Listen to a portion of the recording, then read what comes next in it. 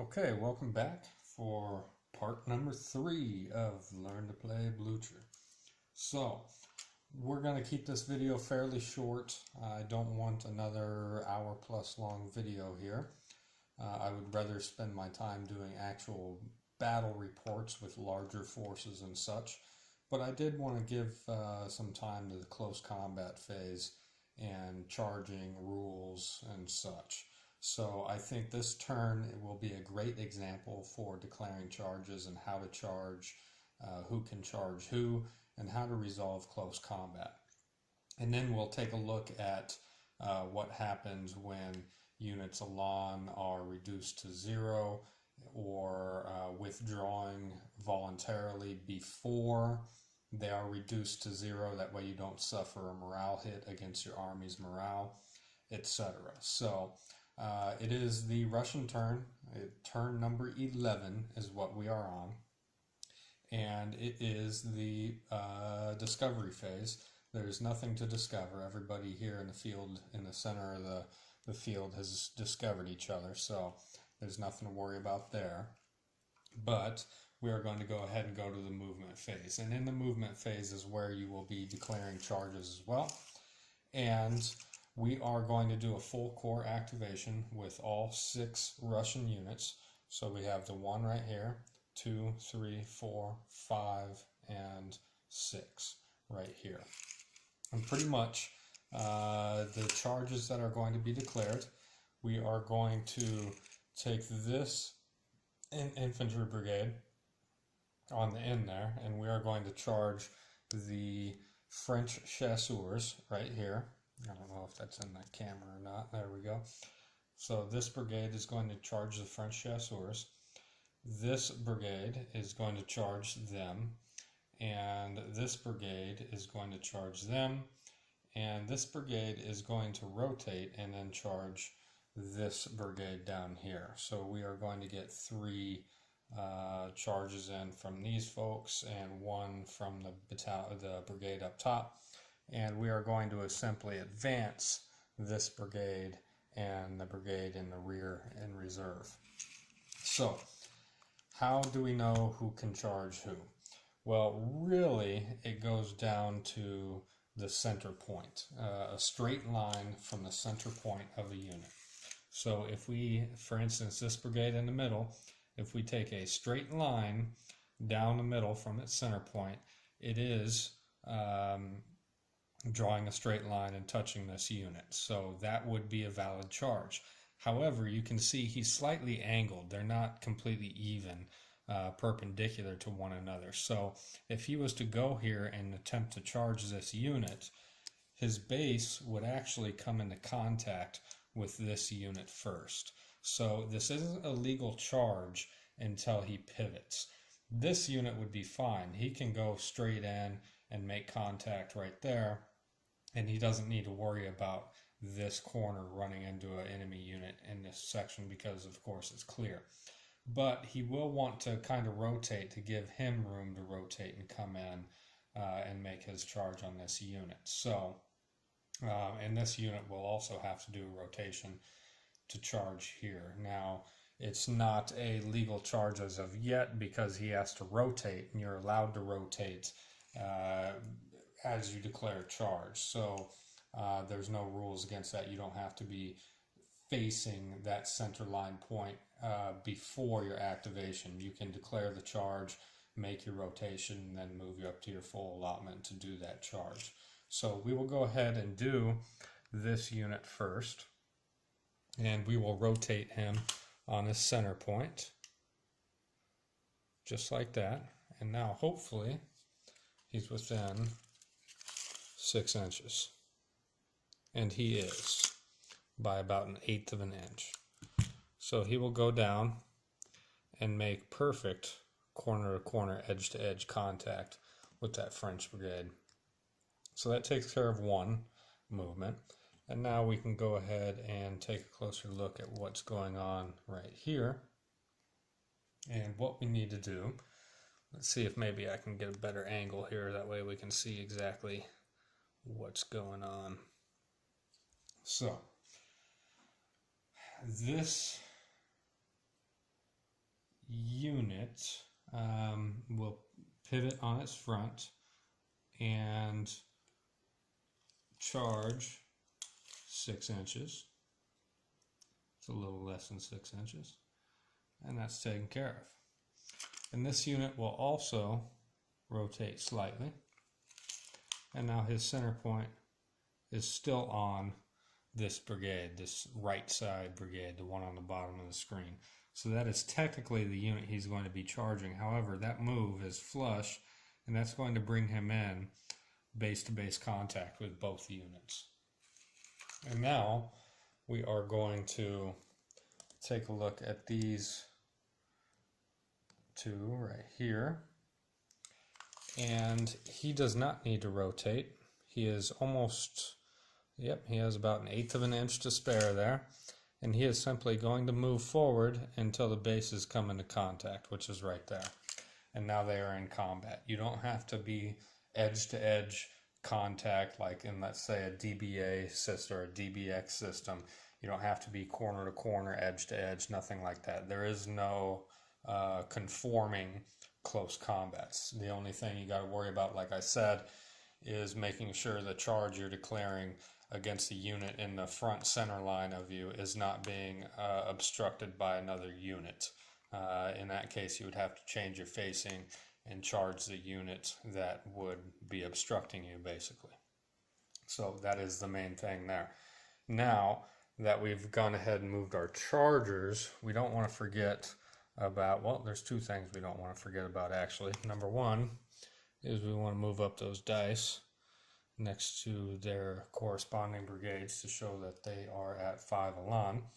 And number two, we don't want to forget to move our reserve. So he can go all the way up to base contact with them. He's going to go right there, leave just a little bit of room. And then this brigade back here is going to move right there. And so now we have completed our moves, and we will go ahead and choose one of these combats to do. I think we'll start off with cavalry versus the infantry. Okay, so we are going to resolve this combat first, which is the Russian infantry brigade against the French chasseurs, the light cavalry. So infantry are allowed to charge cavalry. The only exception being is if you have two friendly units, an infantry and a cav unit, cannot both charge an enemy cav unit. That's because they are both moving at different speeds. The two cavalry units would contact each other well before the infantry would, and so on. So that is the only limitation as to infantry charging cavalry. A unit that is fatigued, which we haven't touched base on yet, but we will. A unit that is fatigued cannot declare charge. And a unit that has 1 elan left is fatigued. So if it has 2 left, it can still charge. But if it's down to 1 elan, it cannot declare a charge. It's fatigued. So now what we do, the first thing we do is we calculate the defender's defense score. And so that is going to be its elan plus any special modifiers which it may have. If it's a steady unit and it's defending, like these Russians are steady, but they're not defending, they're attacking. That's one modifier. For every modifier, you get 1 extra die. So an attacker who has a shock trait, they would get +1. If you're in difficult terrain, you would get a -1. -1 if the attacker is attacking uphill, and -1 if your conscripts are defending against cavalry, and you get +2 infantry attacking infantry if the defender is in a garrison. So those are some examples of some universal and combat type modifiers.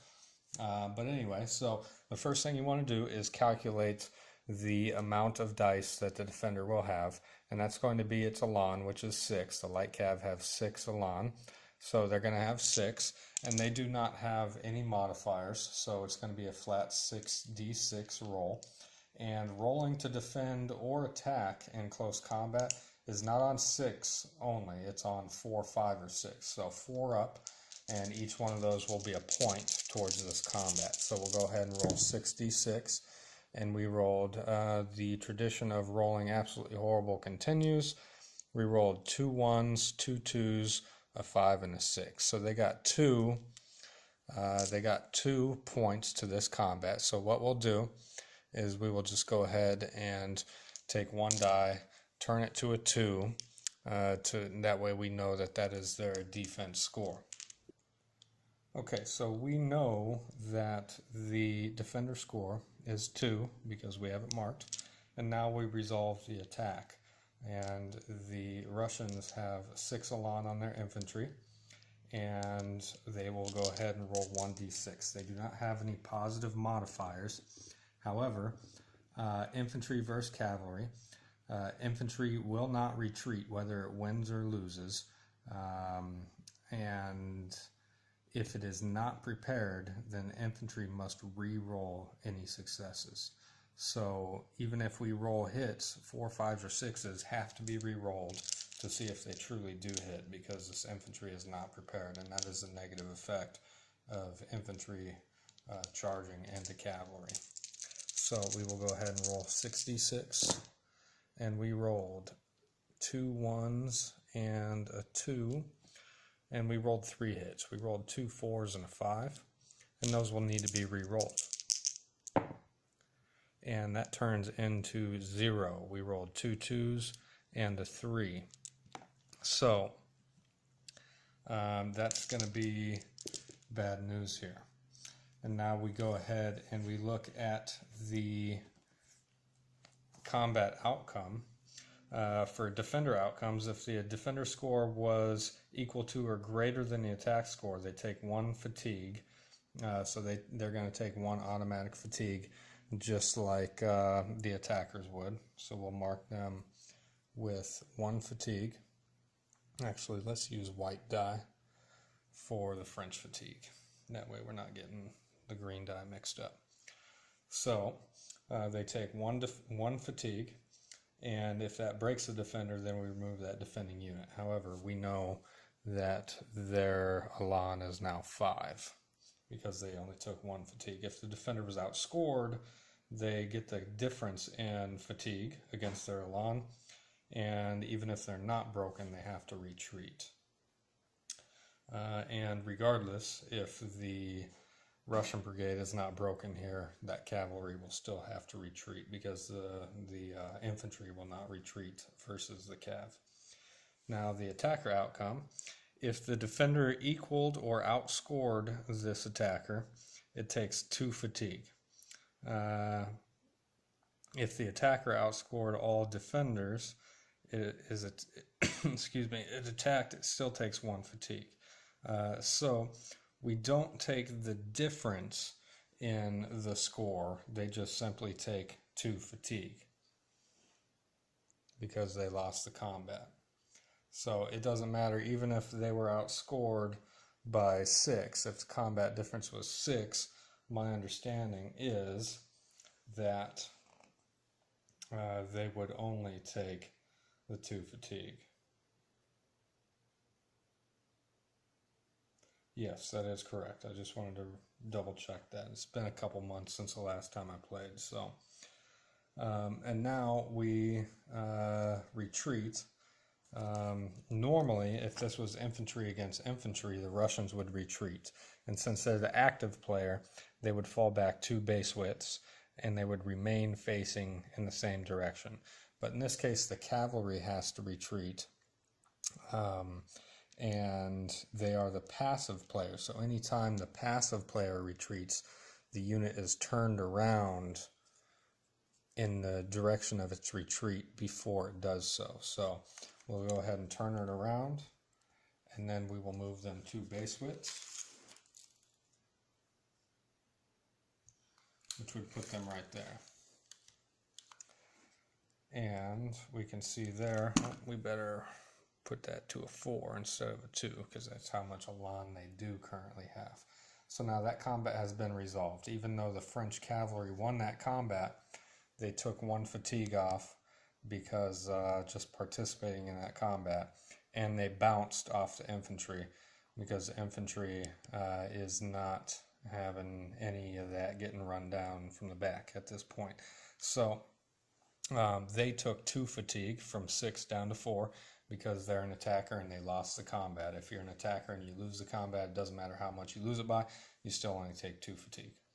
And that is the resolution of that particular combat. And now we will go into a more complex combat, which is this one right here. Let me make sure I got all my dice in order here, and we will be right back. Okay, now we're going to go ahead and resolve this mess down here in the center. It's actually quite simple. So we have this unit who is attacking this unit, and this brigade which was attacking this unit here. However, this brigade right here is in contact with both, so it will have to equally split its elan between the 2 combats. So 3 of this unit's elan will go towards this combat right here, and this unit has already been reduced once by skirmishing fire a few turns ago, so it has 5. So this brigade still has 6, but 3 of it is going to be added onto that 5. So we'll have a total of 8 attacking dice in this combat, and the defender's dice will be 6 because we know the French have 6 elan on a full infantry unit. So we will go ahead and roll. There are no modifiers, so 5 up. And we only got 2 4s, so another 2 hits by the French, and the French are rolling absolutely horrible.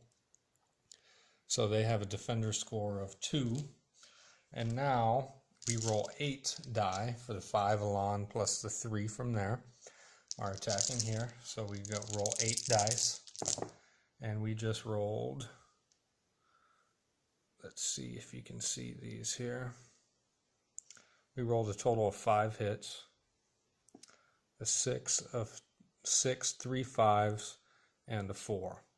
So 5 total hits. So that will be that. So that's going to be a difference of 3. Now this Russian brigade right here is going to take 1 fatigue. So it's going to go down to 4 elan. And this French brigade on the receiving end just took 3 damage to its elan. So that is going to take them down to 3 elan. So that was a pretty devastating combat. And now at this point, the French unit has to retreat. So they will turn around 180 degrees, basically, and retreat 6 inches.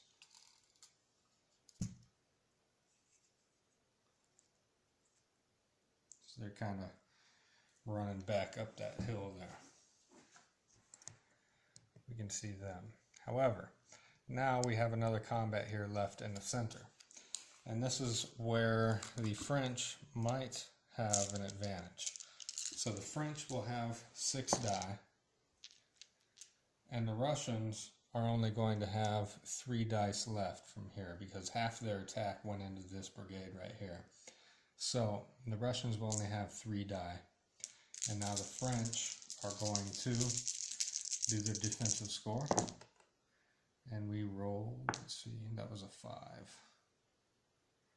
So we just rolled 1, 2, 3. They rolled 4 hits. So their defender score is 4.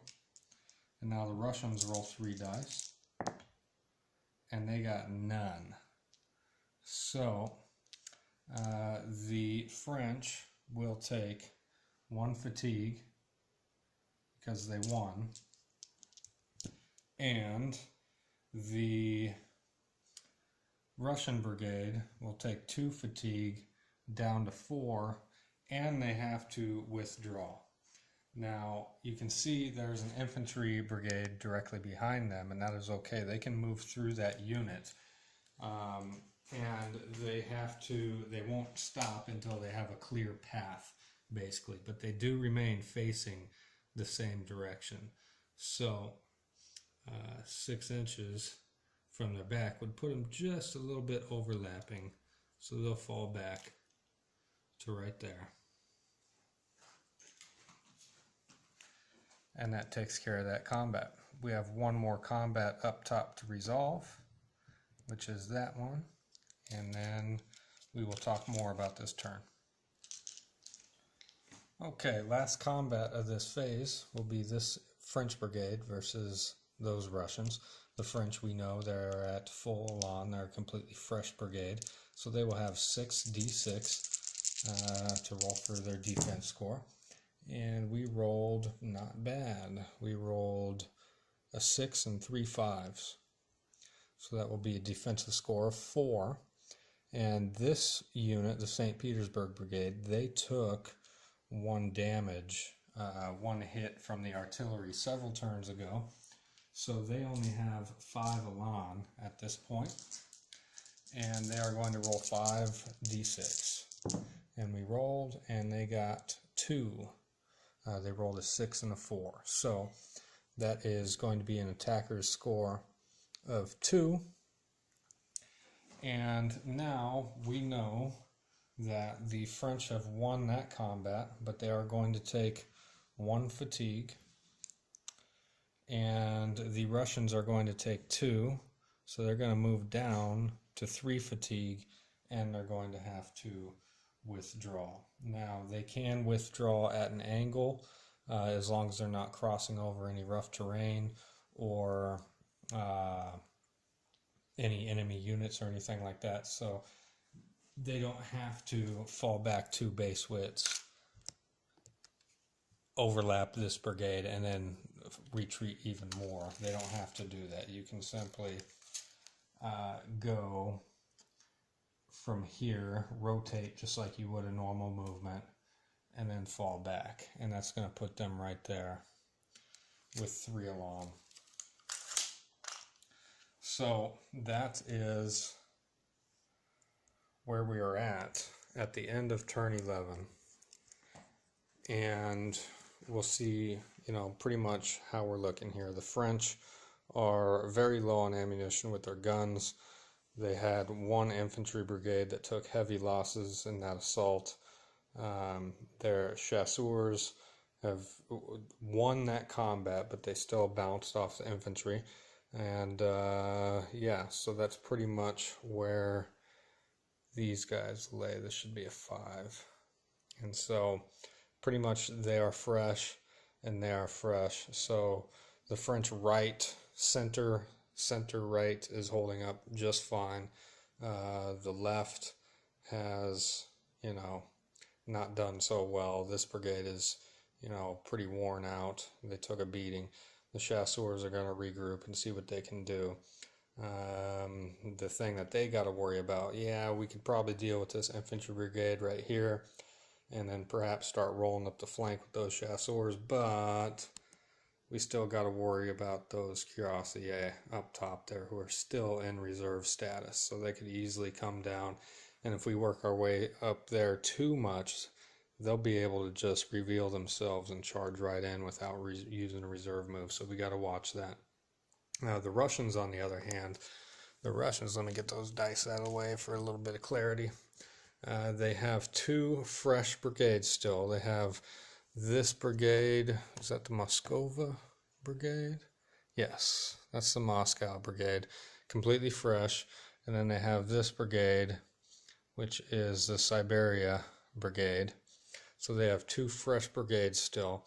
They're infantry who lost this combat, but they've pretty much formed up, not into a prepared state, but they're not running away from that cavalry like we already talked about.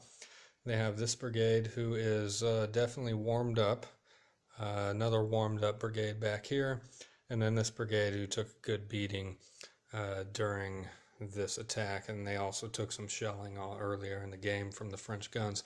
So, as we lay right now, I'd say it's even as it is, but like I said, the Russians still have those cuirassiers, and eventually they're going to come down and really I think, turn this battle in favor of the Russians. So, you know, the French better hope their reserves come on pretty soon.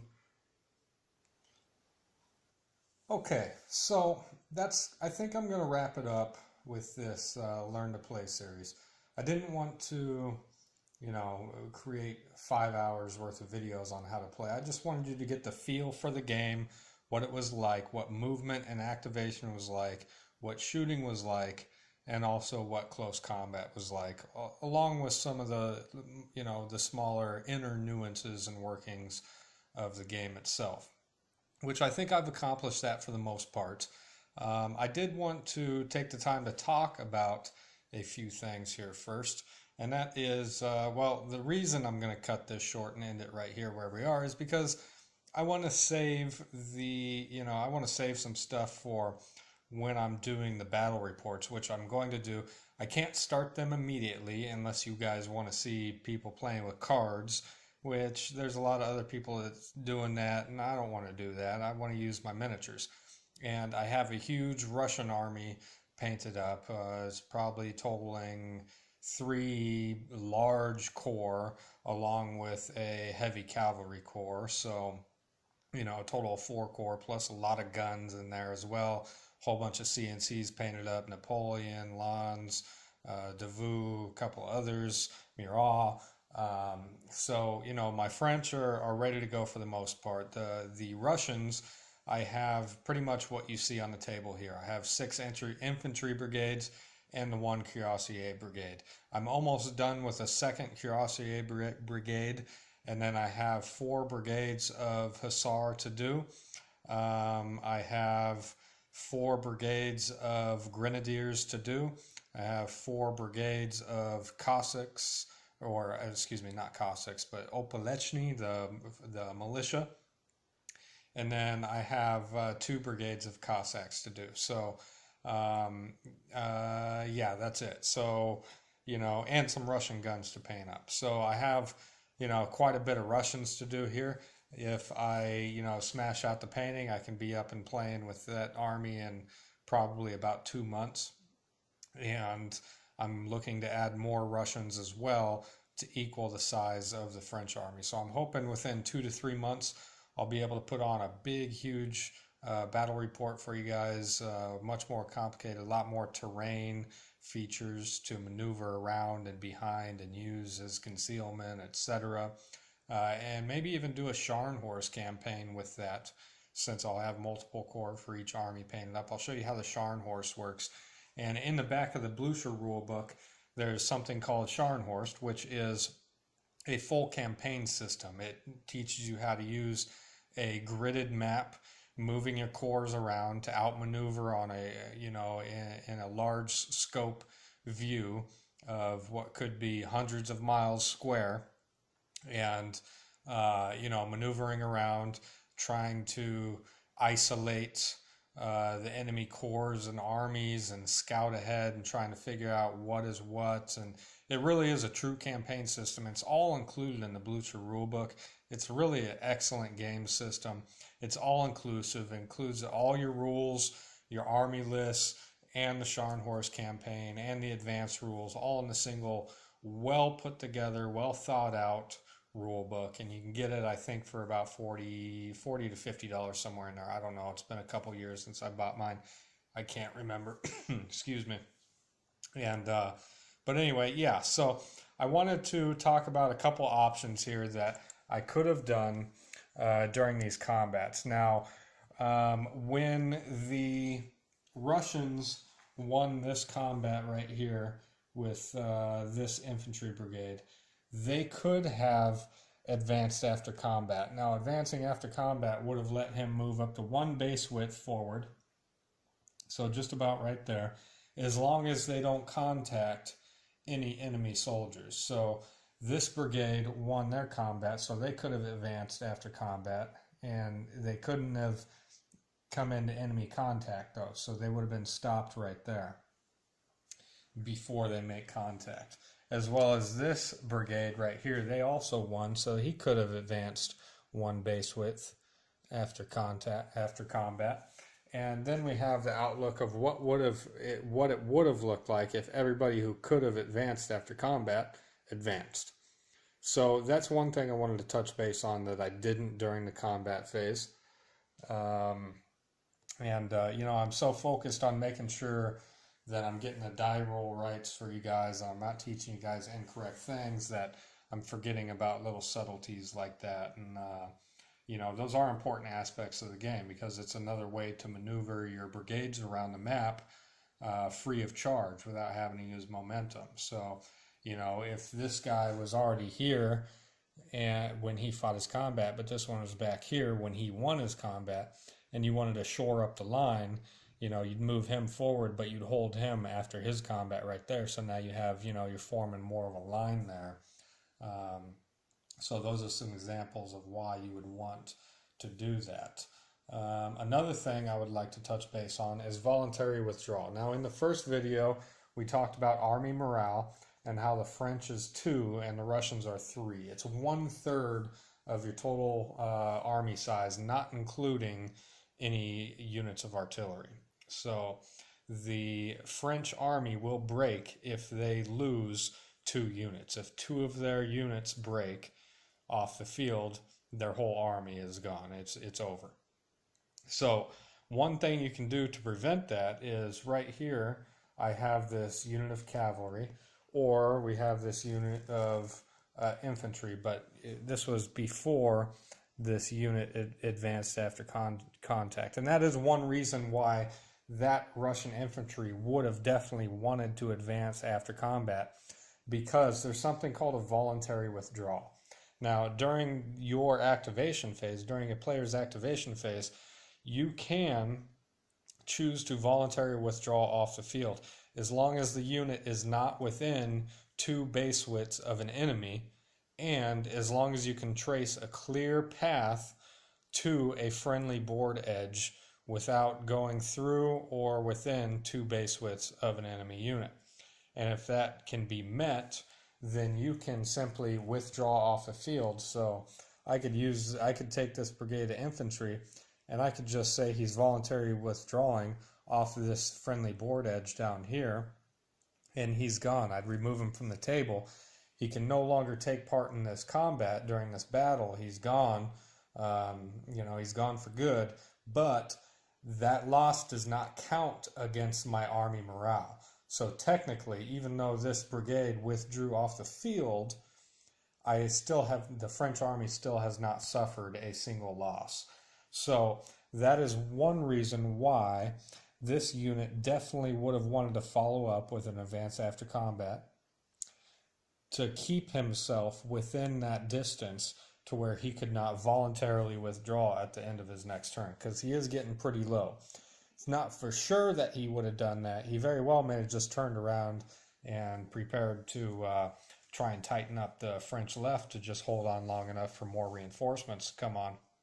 But, you know, if he was at 2 or 1, chances are pretty darn high that the French player would probably start looking at trying to get him off the table before that loss counted against his army morale.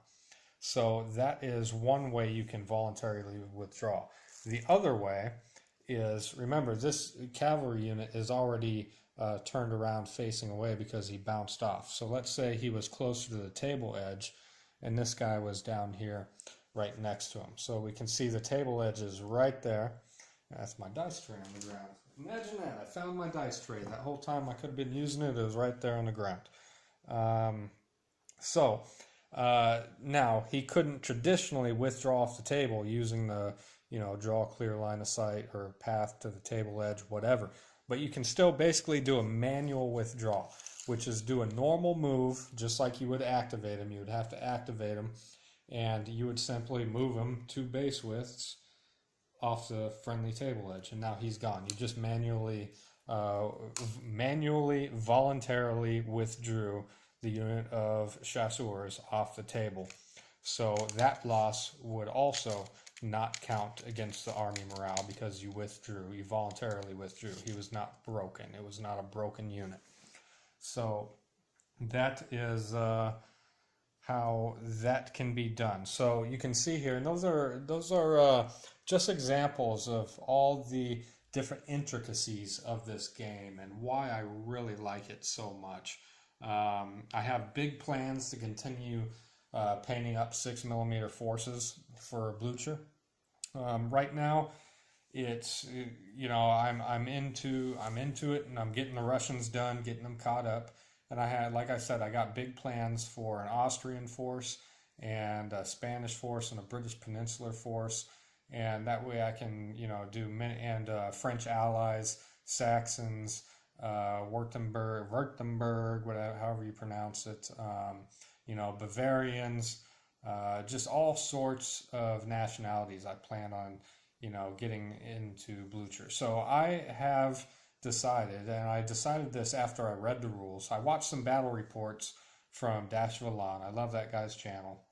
And that's when I really decided, okay, I wanted to take a closer look at these rules. So I bought them about a year and a half ago, maybe a little bit longer, and gave them a couple. I read it more than once, really thoroughly, made sure I wanted to take the plunge. I bought the cards, bought all the card sets. I have all the card sets, the Mamelukes, the Russians, or the Mamelukes, the Turks. I don't think they make Mamelukes. I believe they are in the book, though. They are, the Mamelukes are in the army book. Yes, they are, I think. Don't hold me to that. I don't know. But I know the Turks are. But I have the Turkish cards, the Ottoman Empire, and I have the War to the Death, the 100 Days campaign, the Russians, the Austrians, Prussians, the Spanish. I got all the cards. Every card they make for Blucher, I got them. And I played, like I told you, I've played 4 battles with the cards, Raging Incisors. And really, truly, I decided that, yes, I wanted to commit to this game long term. So I know for a fact that, 5, 6, 7, 8, 9, 10 years from now, I will probably still be playing Blucher, except with just massive armies, because I don't foresee myself ever stopping. I do get tired of, it gets tiresome painting 6mm nonstop Napoleonics, trust me. Many of you out there already know this. Some of you may love to do that. I prefer painting 18mm Napoleonics. I find a lot of joy out of painting that scale on Napoleonics. The 6mm, I used to, but now it's just, I don't know. It's just, now that I've painted ABs, it's just, that's where all my love is gone. So, I got to take breaks from painting the 6mm stuff here and there. But it's getting done. And like I said, hopefully here within 2 to 3 months, I'll have enough Russians together to put together a nice, good-looking battle report or 2 for Blucher, using those forces. And, to quote Dash Villan, it's only going to get better year by year, because those forces are going to continue to grow in size, as well as new forces are going to start appearing on my battle reports. So stick around if you like what you see. I thank you for taking the time to watch these 3 videos if you watched them all. If not, thanks for just watching this one. I'm hoping I'm not forgetting to say anything here. I think I got pretty much the majority of what I wanted to talk about here in the closing, my closing statements, basically. But yeah, so I'm going to pack up this Blucher stuff, put it back in its containers to keep the dust and the cat fur off them, and then I'm going to set the table up for, actually I'm going to play a game of Crossfire, World War II Pacific Theater, USMC versus the Japanese. I may do a film on that, but I also got to get back to painting. I really do. I've been painting an awful lot this last 3 months, and I need to keep that momentum going. So anyway, guys, thank you very much for watching it, checking it out. If you see that I had any mistakes, feel free to let me know. Oh, there is one more thing that I didn't talk about here, which I definitely wanted to touch base on, which was the commanders, the CNC sub-commanders, personalities, etc. In the first video, I had mentioned that Lons gave a +1 universal combat to, or universal modifier to combat, meaning, shooting, skirmishing, hand-to-hand, whatever. But that is incorrect. It's a +1 modifier to strictly combat. So Base-to-base contact combat gives a +1 modifier to attacking or defending. It's universal. So that is one mistake that I know I did make in my first video. Nobody has caught that yet or posted in the comments. Yeah, I meant to actually mention it last video, and I almost forgot to mention it this video as well, but thankfully I remembered. Right now I think I'm just going off on a long verbal tangent here, guys. That's okay, because you can tell my excitement for this game. I could I could sit here and talk about what I like about it nonstop, but I'll save that for a review that I'm going to do.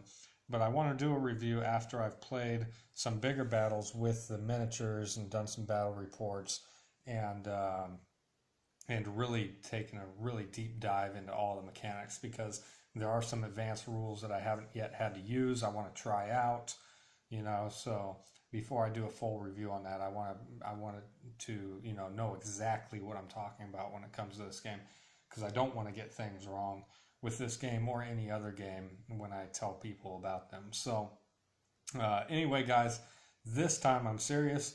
Thanks for watching it, and I'll see you guys on my next video. Take it easy.